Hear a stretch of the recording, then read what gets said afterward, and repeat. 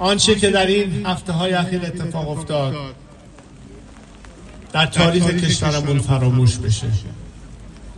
این آن چیزی است که بایستی ادامه راهمون باشه و از هر زمانی با بیشترین اعتقاد و با قوی‌ترین باور دست یکدیگر را بگیریم و ایرانی رو بازسازی بکنیم که برگرده به غلطک ترقی و وصل شدن به دنیای آزاد و این مانع سر راهمون که این نظام منحوس جمهوری اسلامی است که کوچکترین باور به عظمت یا بهزیستی مردمش از روز اول نداشت.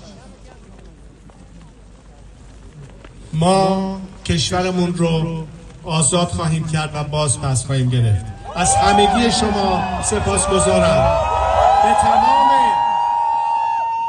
خانواده های داغدار کشورمون که عزیز خودشون رو از دست دادن بدانند که تنها نیستم. من اینجا به عنوان یک فرزند، به عنوان یک پدر، به عنوان یک همسر، به عنوان یک برادر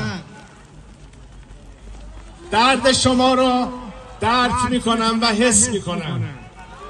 من هم مثل شما